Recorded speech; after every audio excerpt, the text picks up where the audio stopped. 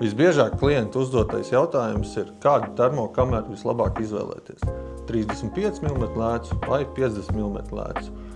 Šajā gadījumā nebūs runa par to, kura kamera ir labāka, bet par to, kura piestāvēs vislabāk taviem medību apstākļiem. Tehniskie parametri šīm divām kamerām ir ļoti vienādi. Primārā atšķirība ir tikai lēcas izmērs un sākuma palielinājums.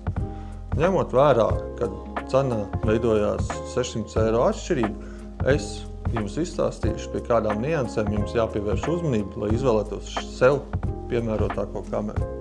Šeit, kā redzam, distance nav baigi lielā, 146 metri.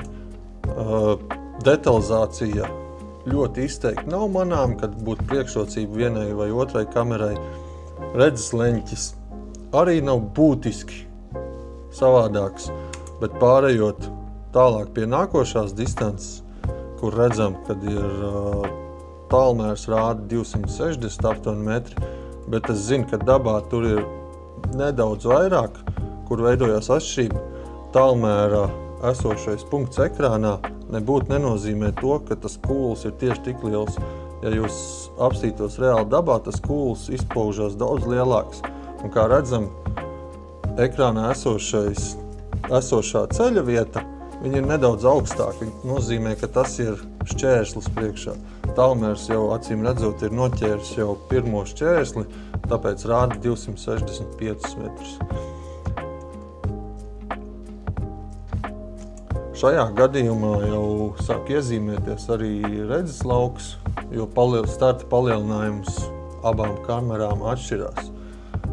Redzam, jo mazāks palielinājums 35. lēcai lielāks leņķis, kas dos priekšrocības, pārvietojoties ātrāk noķert mērķi. Pārējot pie nākošās distances, arī šajā gadījumā ceļa vieta ir nedaudz augstāka, nav īsti reālā distance. Bet šeit jau skaidri redzam, ka 50. lēca jau parāda daudz labāk un vieglāk noteikt reāli, kas tas pa dzīvnieku ir. Ir arī situācijas, kad briežu barā tuvāk tālāk iejukusi arī kāda buku kompānija, un tas uzreiz sarežģīja visu dzīvi. 50. lēca tev uzreiz pateiks, ka tas ir briedis. Ja tu savu 35. lēcu būs palietojis kādu laiku, un tu jau būs pieredzis pie viņas, tad tev arī tas nesagadās beigās grūtības. Tālāk šeit redzam ēku, kas ir ap 650 metriem, kur jāpievērš uzmanību priekš detaļām. Ja redzam jumta formas asākas, kontrastā ir ar 50. lēcu, un, ja mēs apstamies uz esošo koku ēkas priekšā, 50. lēcai mēs skaidrāk redzam visas zaru vietas esošajā kokā, līdz ar to tās detaļas ir daudz labākas. Tad secinājums ir tāds, ja tavās medību platībās ir lielāks distances, tad tev noderīgāk būs 50 mm lēca. Ja būs tuvāks distances, tad ērtāk būs lietot 35 mm lēcu. Cerams, ka šis video tev bija noderīgs. Ja tev ir kāda interesējoša tēma par termokamerām, droši ierakst komentārā.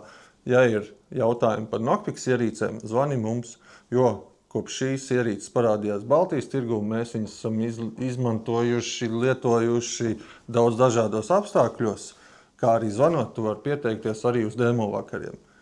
Tiekamies www.optikspot.lv vai arī Rīgā Indrāna ielā 8.